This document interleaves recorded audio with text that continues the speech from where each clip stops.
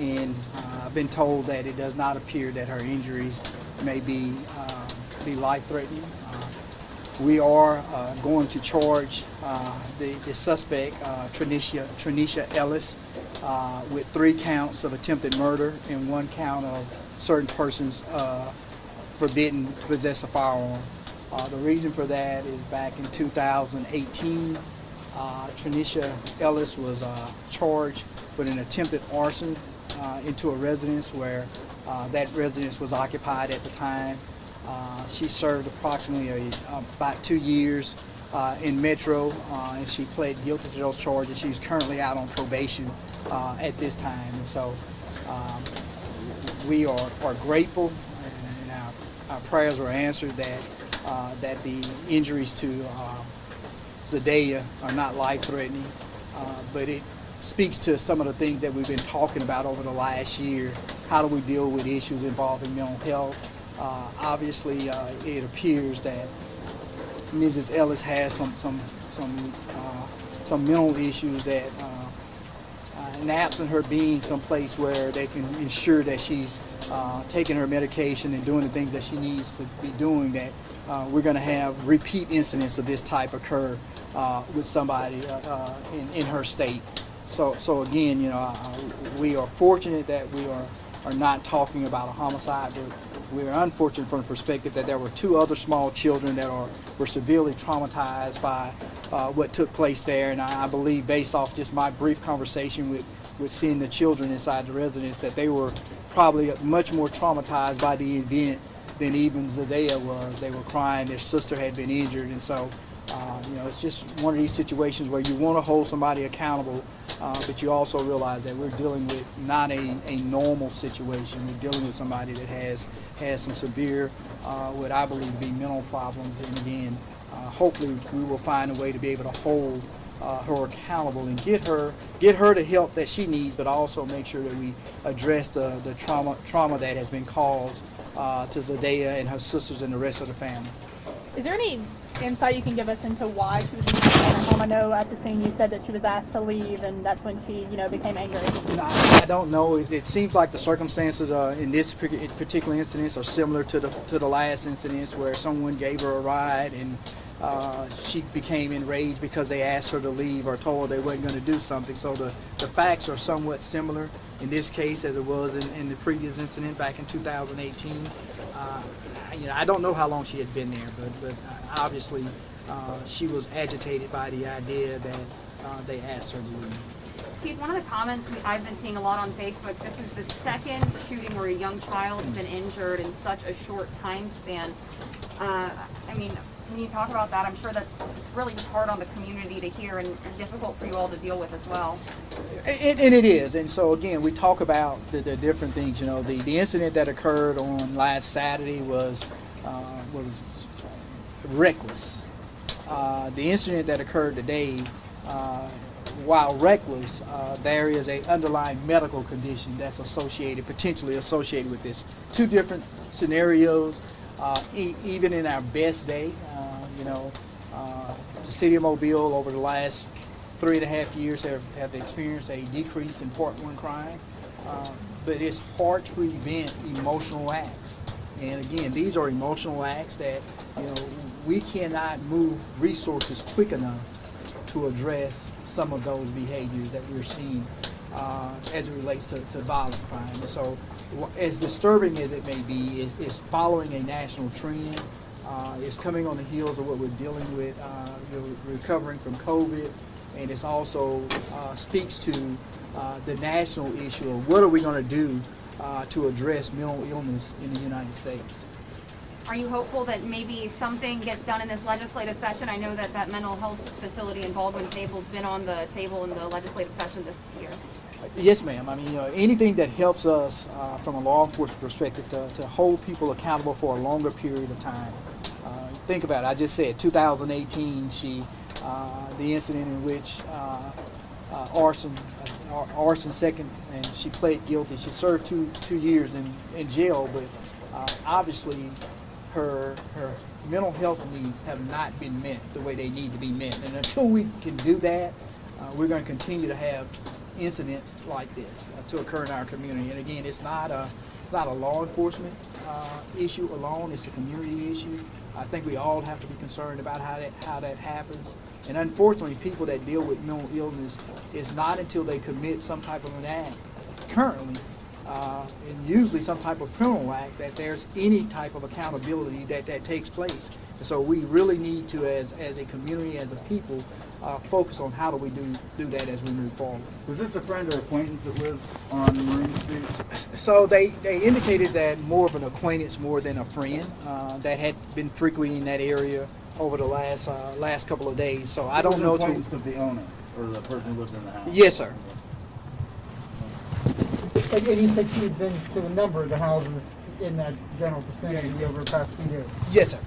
That's what I was told while I was on the scene. So I don't know personally that she had been, but from the father of the Zadea, he indicated that she was visiting a residence 2 doors down from his residence, and she had been there over the last couple of days.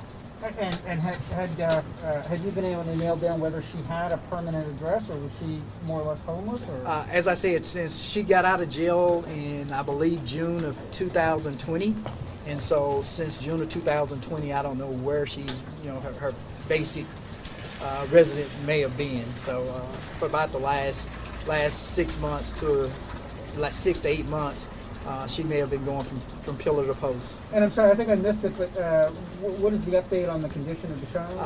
It's my understanding that Zadea is she's doing fine. She's in stable condition, and she appears to be recovering. It does not appear to be life-threatening injuries.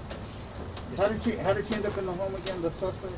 She was visiting the mother of Zadea, is what I understand. She had come over. I don't know for what reason. Okay. Thank you.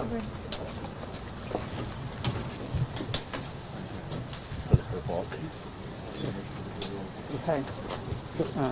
I missed the first part of that. Did they say whether she was charged?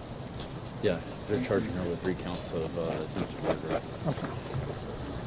Yeah, it was 3 counts of attempted murder and 1 count of felon in possession Felon, of a yeah. gun. Of somebody who shouldn't, I guess, right? Yeah.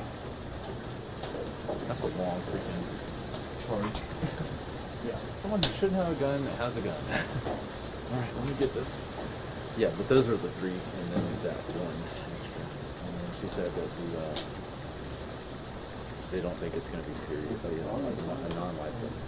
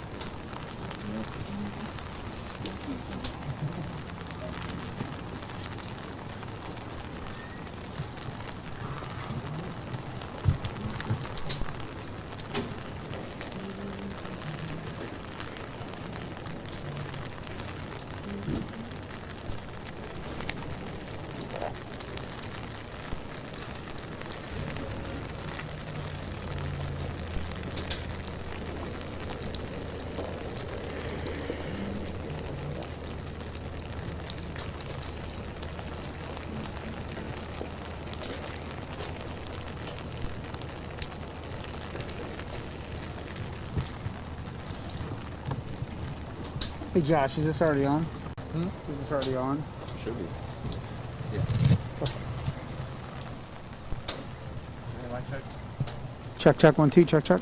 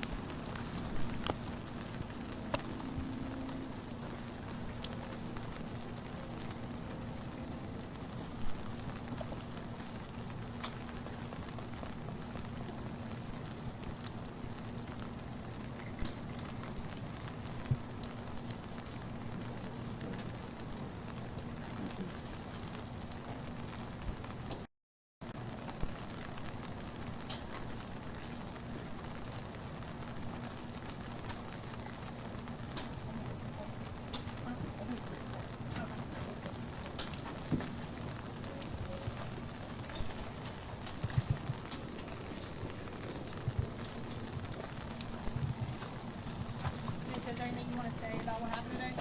No comment. Nothing to say about the 5-year-old who was shot today?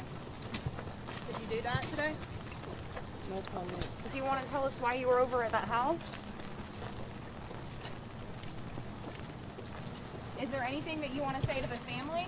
Of that 5-year-old child who was injured here today? Is there anything you want to say to your family?